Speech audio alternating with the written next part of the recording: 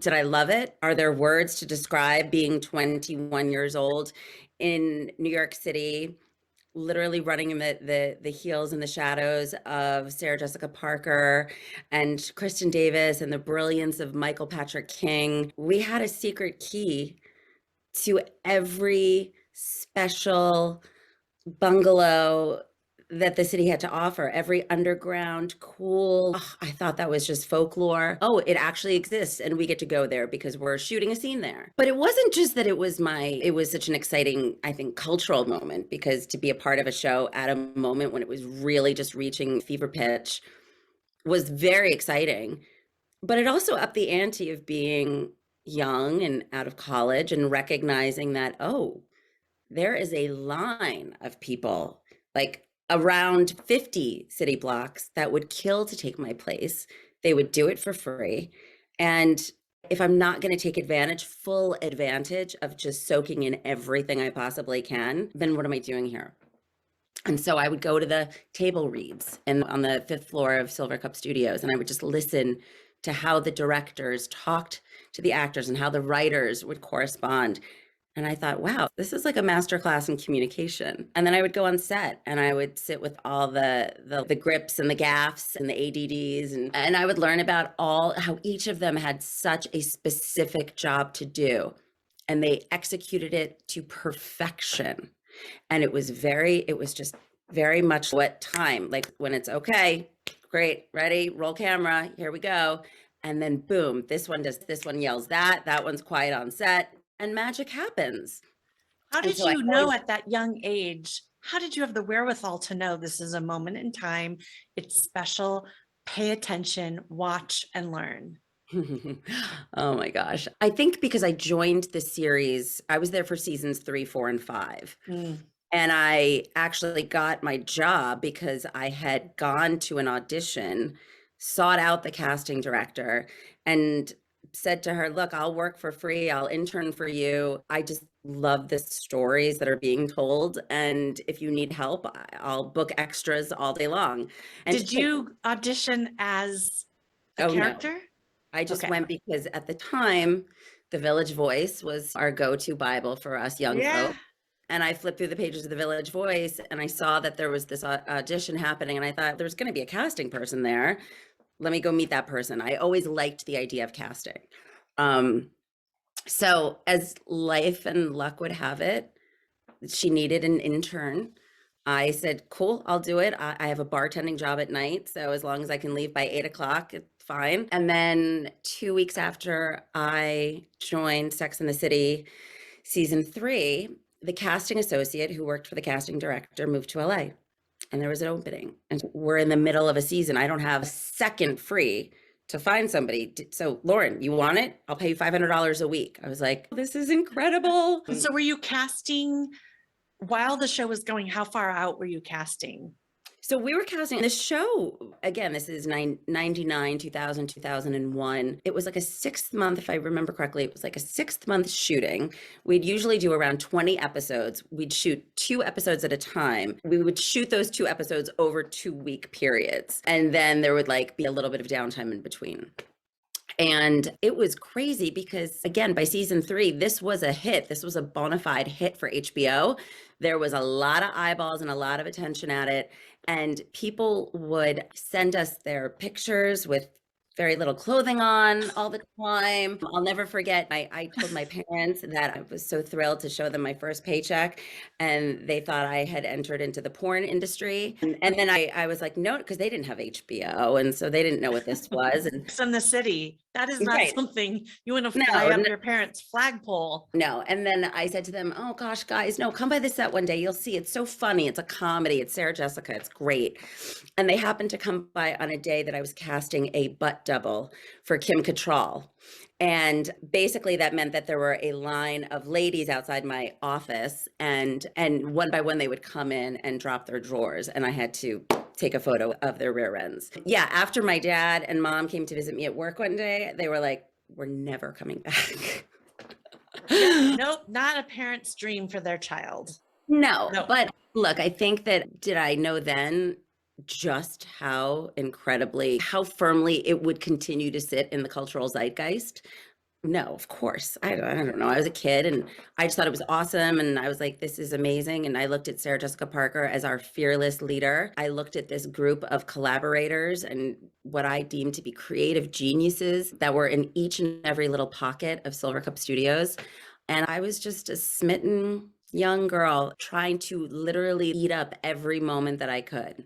Did you have an inkling that you would one day be an entrepreneur and own and run your own business at No, that time? I don't think Okay. so. You know what? I thought I would always stay in film and production in some capacity. But when it came to the business side of things, especially when I was younger, I was all about just who could I learn from? Who could I soak something up from? So I loved the idea of working for and with people. It was never like, oh, I know better and Mhm. I'm going to do something cool when I'm older.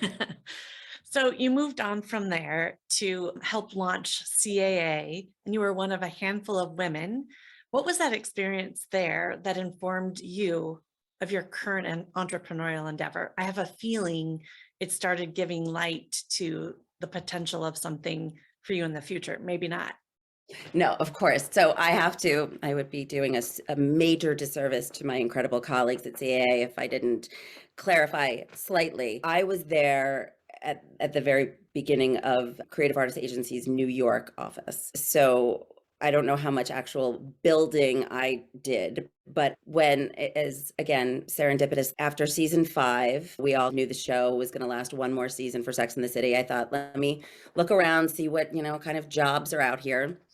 And I was introduced to the one lone agent who had left Los Angeles, who had moved to New York City, who was looking for kind of a right-hand assistant, junior agent to come in and help basically run the brand, commercial, the endorsement side of the business from New York. And I remember that I went in to meet with this guy, and I have a very bad poker face, and I did then, and I do now. And I went in, and he was sitting in a conference room, and he was on a phone, a hard landline at the time. And he was on the landline, and he's, nope, it's either $1 million or we walk. And he hung up the phone, and then he was like, hi, you must be Lauren. And I was like, yes, and I'm so sorry if I wasted your time, but I don't think this is for me. You And thought it I was was too much? A I just big thought it was reach. such a joke, and this is even pre-Entourage when being an agent was actually a caricature that an awesome job portraying. But I was just like, this, like, I just had come from this loving world of like female empowerment and all these great things, and I just was like, oh, this feels a little too LA. Yeah.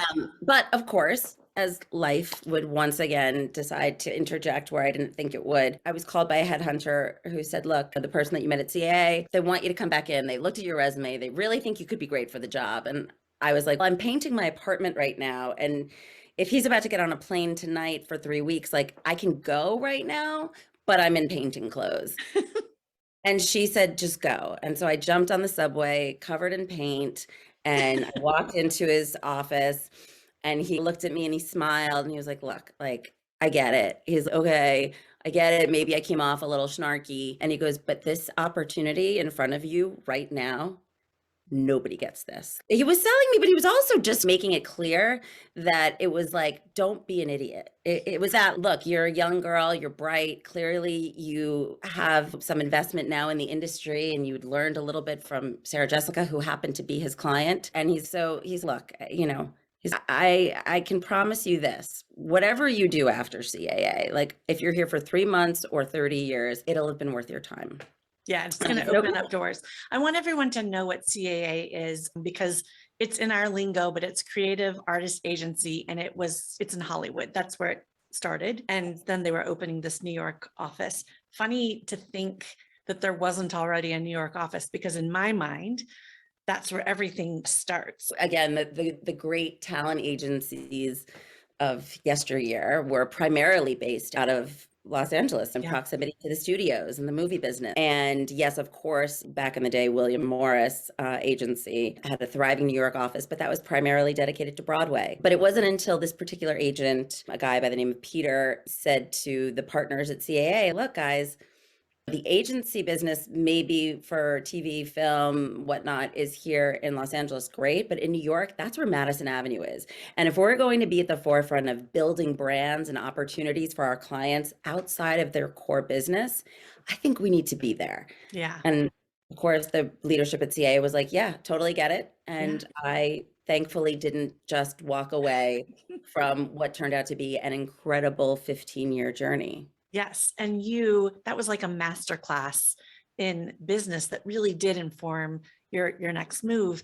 And I want to talk about everything is changing so fast right now. In the last 2 years, it was already changing, but there's been an accelerant, and everything from the publishing to movies and film, and everything is moving at such light speed. I'm wondering how far back, CAA and William Morris Endeavor are so big, how far back they might be in lagging, but enough about them. That was like a rhetorical question.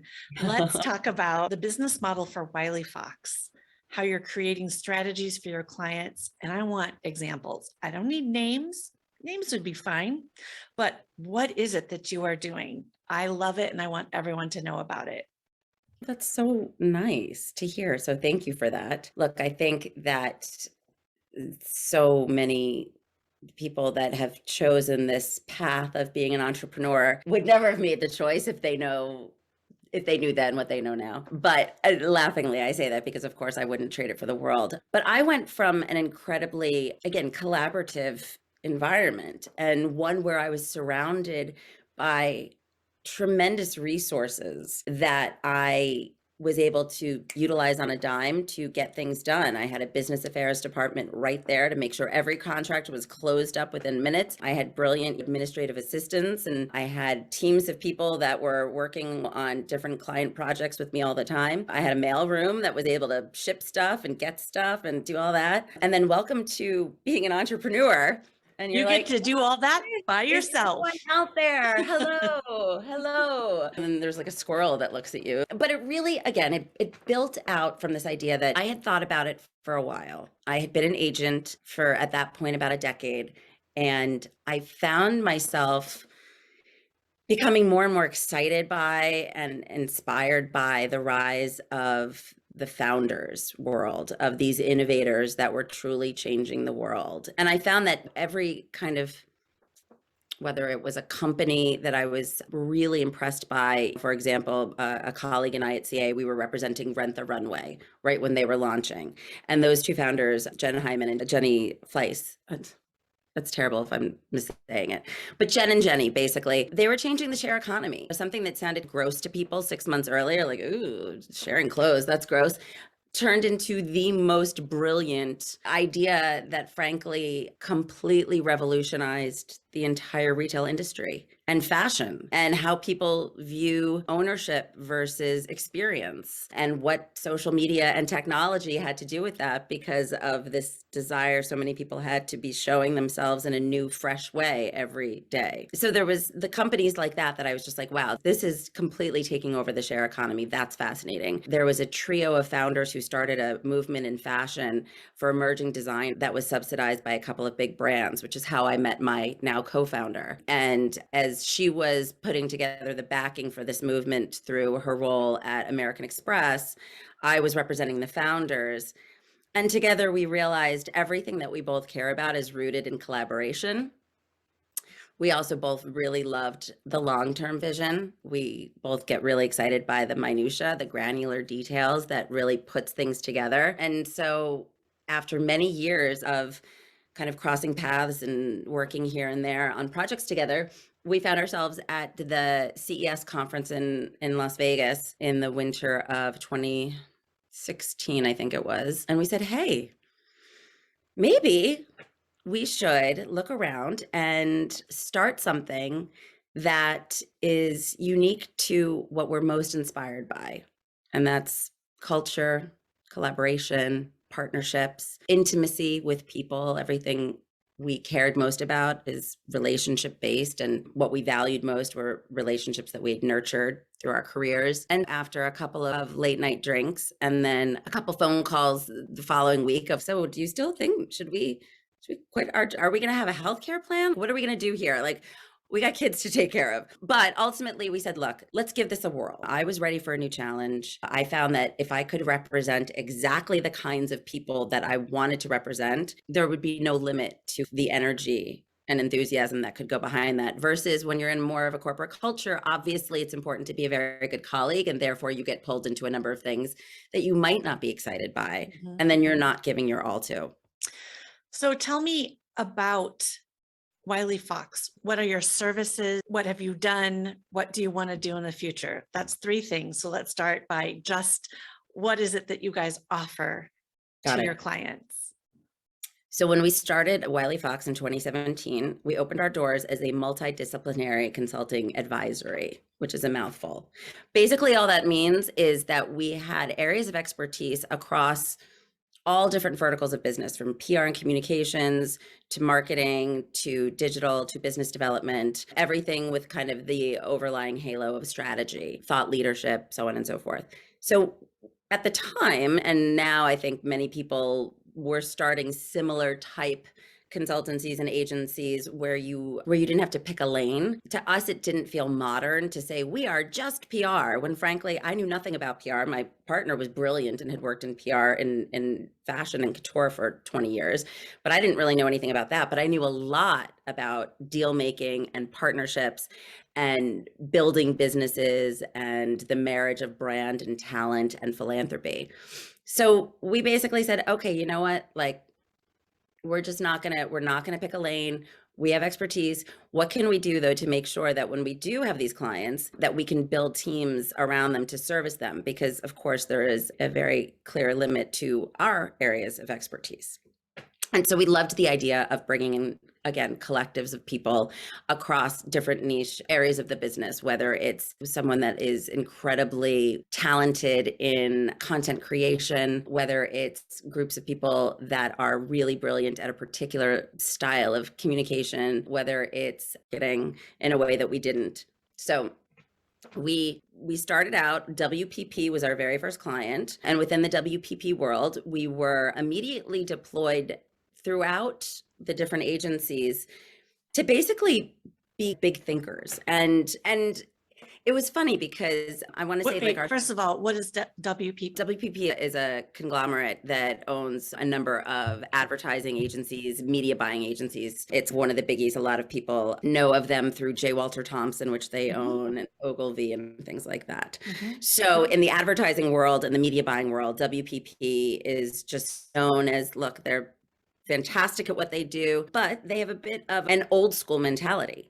And I think they were looking for some fresh eyes and ears to come in with some new thinking. And Karen, they have artists, their clients, maybe let's just zone in. Maybe they have a celebrity that is famous for doing a show, then had a movie career, and then they want for them, and hopefully the artist also feels this way, some sort of a business. Actually, it's a little different. So what you're talking about is exactly what my role was at CAA. CAA, right.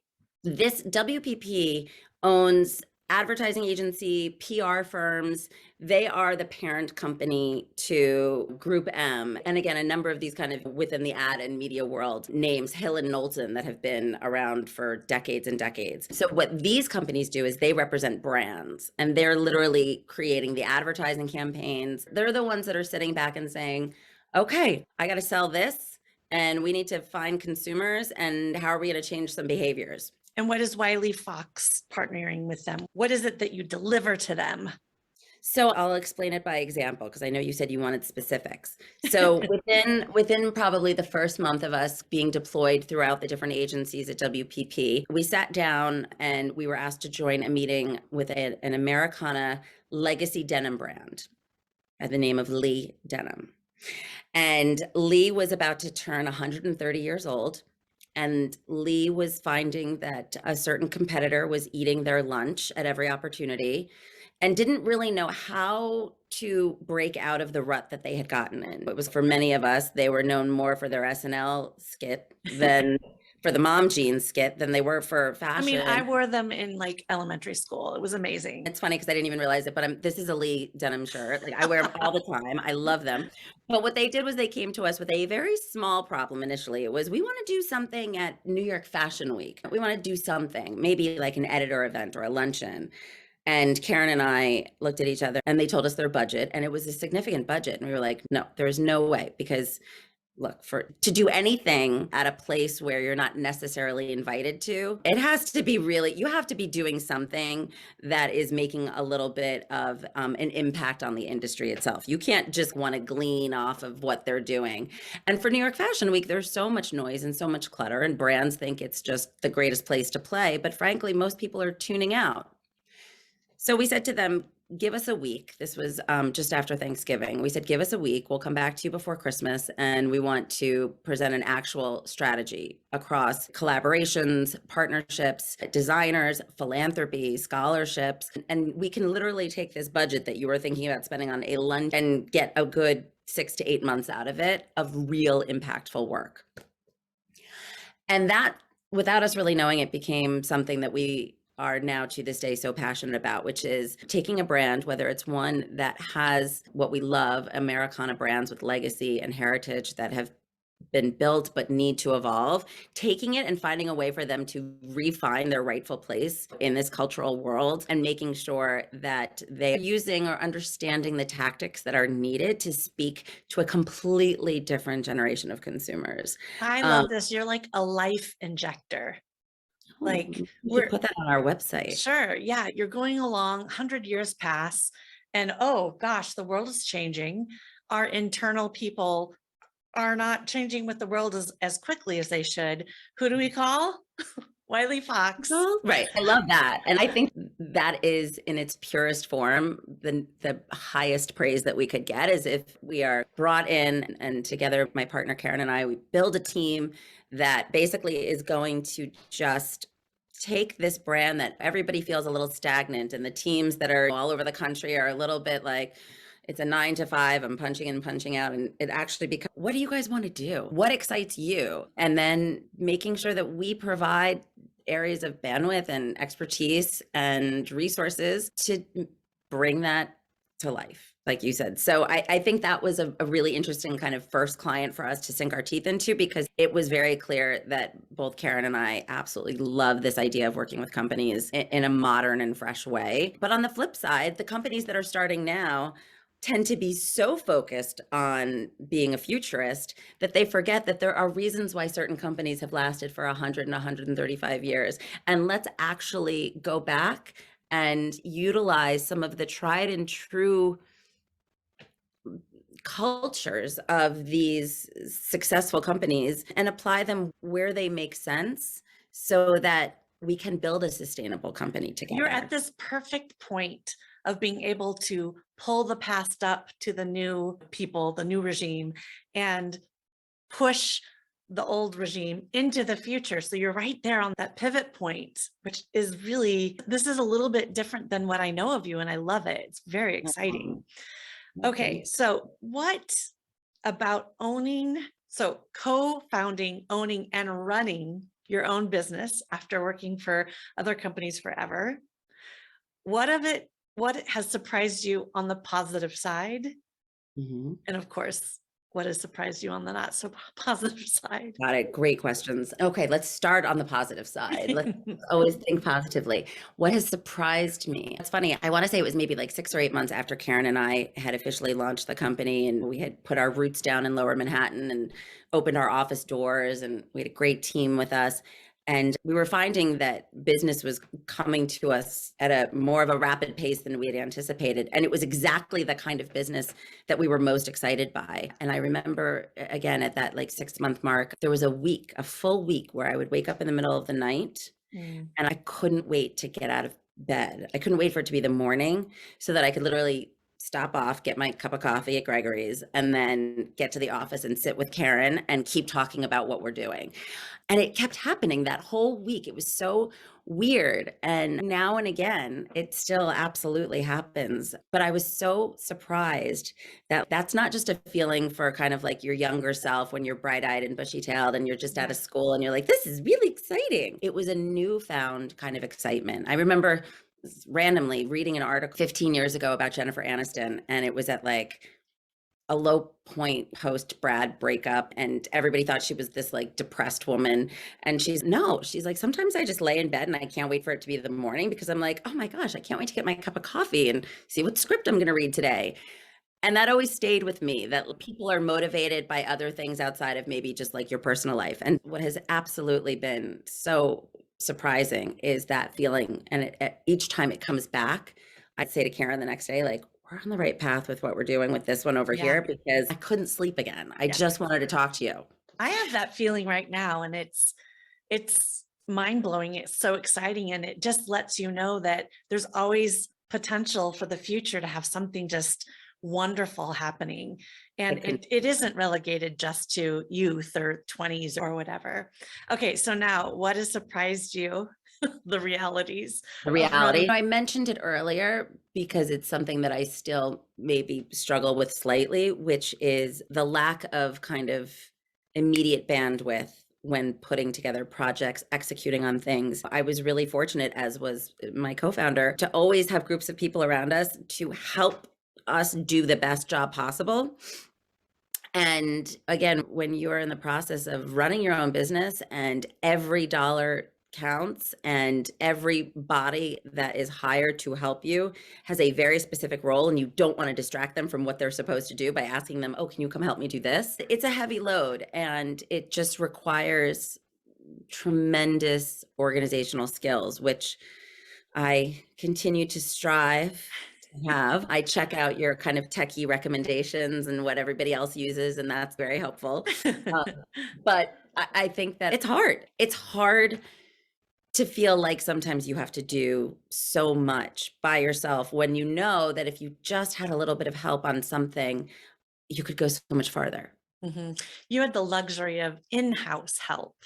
And now, of course, you have access to lots of other kinds of help. You can hire full-time, you can contract it out. And really there is a way, and it's everyone's own path to find that way. And we all find it at different parts of our journey. And I have found some of that freedom maybe over 5 years ago, and then just recently really found the jackpot of freedom. And I'll just tease that a little bit, and we can talk about it another time. If somebody's listening, I know a little bit about it, but I can't wait to hear what that means. Yes. Okay. So one of the things that I expected you to say, which you didn't, which I want to say out loud, is when I'm talking to my team, we really talk about gross profit in my core business. We never talk about top line revenue ever. And about every quarter, I like to show them what's underneath gross profit, because I don't want anyone thinking that $1 million in gross profit is all going to my pocket. Right, exactly. Natasha's just swimming in money. So I'm like, yeah, here's the reality. It's payroll taxes, it's bonuses, it's benefits, it's the lawyer, it's the attorney. Every time you want something fixed in Salesforce, it's that, it's this, it's that. And the look on their faces are like, it's insurance. They're like, oh my God. And yes, thank you. That is what my reality is. Again, I would never, ever change it. However, if you go and have a real talk with a new entrepreneur, someone who has never done entrepreneurship ever before, and you roll out step by step everything that is not on the rosy side, I don't know how many people would be like, yep, sign me. That's what I mean. Like, we all laugh about it. And now, my gosh, I think our worlds, look, you and I were connected through a female founders collective of women who want to be there for each other and help empower other women who are going through similar things. And I feel like I've been in countless rooms and in countless Zooms where we talk about that in particular. If we knew now what we knew then, but thank God we didn't know this then. Exactly. I'm glad I was a little bright-eyed and bushy-tailed when it came to starting our own business. And thank God Karen was willing to jump in the deep end with me. And she was a little bit more practical. I was a little bit more like, we can do anything. That's great. You need that duality. And that We do. leads me to my next question is, how do you and your co-founder, Karen, split the duties of running the company? And I think I can guess, but I just want you to tell me. You're the Well, I'm creative interested. Tell me, what do dynamo. you think? What do you think? I think you're the creative dynamo thinker. Like, I'm going to tell you something and you're like, 5 seconds later, yes, and then we're going to do all this other stuff. And then Karen's bring it down to reality and logistics. And this is how it's going to all play out. My guess. You first of all, you are definitely very close. I would say though that it's funny. Karen and I always say we're two sides of the same coin. So in a lot of ways, we're incredibly different. And again, those differences are what complement us. And it's so important to us both to make sure that that the other is taken care of. I think that was a really strong principle that we both had in previous work relationships. But it's funny, it vacillates a little bit. There is no, I guess, similar to our company as a whole, there is no, this one is the creative, this one is the brilliant, this one is, Karen is far and away much more brilliant about putting together strategies and designing thought leadership roadmaps and things, but then she's also got this impeccable taste level that is also, she's very thoughtful about it, whereas I'm the true Scorpio in me is impulsive and very much exactly the way you just mimicked, like, let's do this and I love this and I'm so excited. And it's wonderful that Karen will absolutely bring me down to earth, but at the same time, that's why we work well together, because the clients have both of that. And like I said, sometimes she's the one that, this is so great, this is what we're going to do. And I'm a little bit more, I don't know, I feel like we already did that, let's try. So it's really symbiotic. It's also really, apart from, I think, a marriage between a man and a woman, or a man and a man and a woman, a co-founder relationship is as intimate as a relationship can get. That can be beautiful. And then it can run into some challenging times. And it's what it is, I think. I've never had a partner in business, is you have to decide, you have to make the decision to make it work. Yeah. And work through it. And if your ego and your personality and your temper and emotions get out of hand, that's when it can be over. Yeah. And I think we're a very small little entity as compared to our previous careers. But something that we both came into this relationship with was, again, we have to be rooted in the culture of our company, and culture simply being how we treat each other. And then by extension, the people that work with us, and then by extension, our clients. And some people have said to us, which I think is rather ignorant, but they're like, God, you guys, you're so hands-on. You don't need to be so hands-on. Sit above all that. Let everybody else do that stuff. You don't need to be the ones talking to the clients all the time. You don't need to be the ones. But that's the difference, I'd like to think, in the work that we do and the relationship that we have with our clients, is we actually really enjoy people. And we really getting in there and rolling up our sleeves and being a part of almost each and every conversation, and sometimes to our detriment, sometimes to the point where it's not productive to have both of us on a series of certain calls, or it could be confusing to a client if there's not a clear kind of separation of dynamics. And we've had to navigate those pitfalls like any other duo in business. And it is hard to scale a business if you aren't able to remove yourselves from that, but you may not want to scale in that manner. And a definite that every company has to scale and grow by 50 to 100% year over year. Sometimes it's fine to notch up 10 to 20%. And I think we forget about that, where I know in the world that I'm living in, it's scale and growth. If you're not growing, you're dying. There are other alternatives. So the last question is, what is your strategy for growth? Whatever that may look like to you. What is it for next? This is one of the things that wakes me up in the middle of the night right now. This is one of many things, but Karen and I were able to take a beat. We were incredibly fortunate to have our clients very much lean on us and stick with us during the pandemic. And we were grateful to be able to do the work that we love to do and be able to do it from really anywhere. But like everyone else, there was plenty of time to sit and think. And something that we thought a lot about was, we came into this together wanting to be a part of building things that were impactful. And I say things because it really truly can be anything, a brand, a philanthropy, a media entity, a production, a film, whatever, an article of clothing. Like it can be truly anything. And what we found was that we were getting a little bit too brought into the servicing of the clients to the detriment where we hadn't let any time be allowed for what we think is so crucial, which is just like to think, what do we want? What do we actually want? We tell clients this all the time. Like, we're pulling you off the hamster wheel. Stop being reactive. We're going to be proactive. We're going to force you to not look at your phone or your computer for 2 days. And we're going to make you just think about stuff. But we weren't following our own advice. So during the pandemic, we had a number of, times that we would just come together and say, what do we really want? And we were like, we want ownership over some of the stuff that we're building.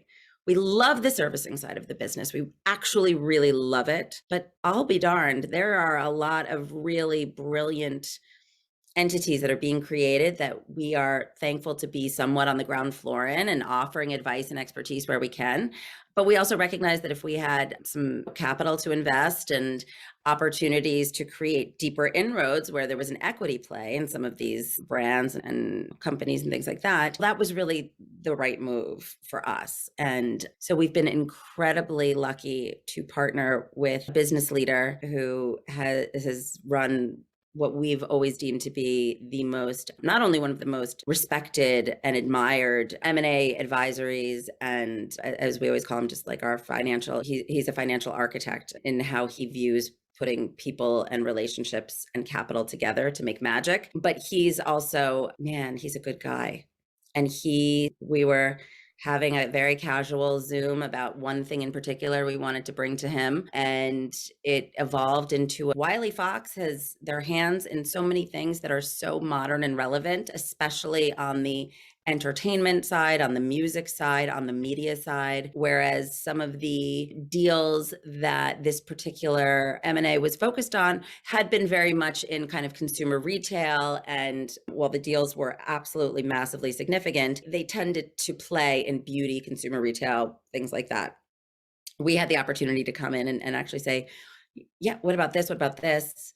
And then it was, okay, shall we do this together?